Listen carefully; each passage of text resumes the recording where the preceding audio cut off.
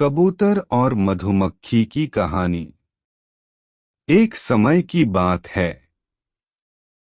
एक जंगल में नदी किनारे एक पेड़ पर कबूतर रहता था। उसी जंगल में एक दिन कहीं से एक मधुमक्खी भी गुजर रही थी कि अचानक से वह एक नदी में जा गिरी। उसके पंख गीले हो गए। उसने बाहर निकलने के लिए बहुत कोशिश की, लेकिन वह नहीं निकल सकी। जब उसे लगा कि वह अब मर जाएगी, तो उसने मदद के लिए चिल्लाना शुरू कर दिया। तभी पास के पेड़ पर बैठे कबूतर की नजर उस पर पड़ गई। कबूतर ने उसकी मदद करने के लिए तुरंत पेड़ से उड़ान भर ली। कबूतर ने मधुमक्खी को बचाने के लिए एक तरकीब सोची।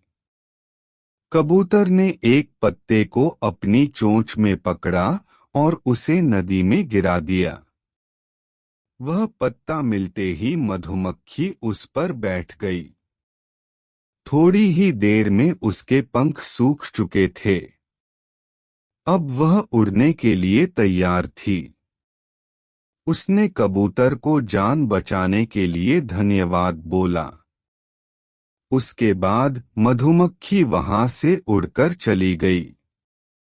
इस बात को कई दिन बीत चुके थे।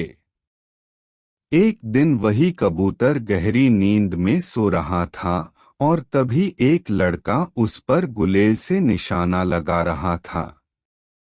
कबूतर गहरी नींद में था, इसलिए वह इस बात से अनजान था, लेकिन उसी समय वहां से एक मधुमक्खी गुजर रही थी, जिसकी नजर उस लड़के पर पड़ गई। यह वही मधुमक्खी थी जिसकी कबूतर ने जान बचाई थी। मधुमक्खी तुरंत लड़के की ओर उड़ गई और उसने जाकर सीधे लड़के के हाथ पर डंक मार दिया।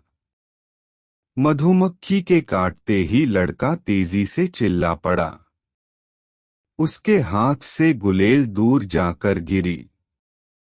लड़के के चिल्लाने की आवाज सुनकर कबूतर की नींद खुल गई थी। वह मधुमक्खी के कारण सुरक्षित बच गया था। कबूतर सारा माजरा समझ गया था। उसने मधुमक्खी को जान बचाने के लिए धन्यवाद बोला और दोनों जंगल की ओर उड़ गए। कहानी से सीख।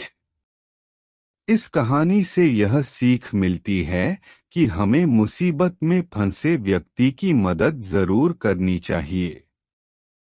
इससे हमें भविष्य में इसके अच्छे परिणाम जरूर मिलते हैं।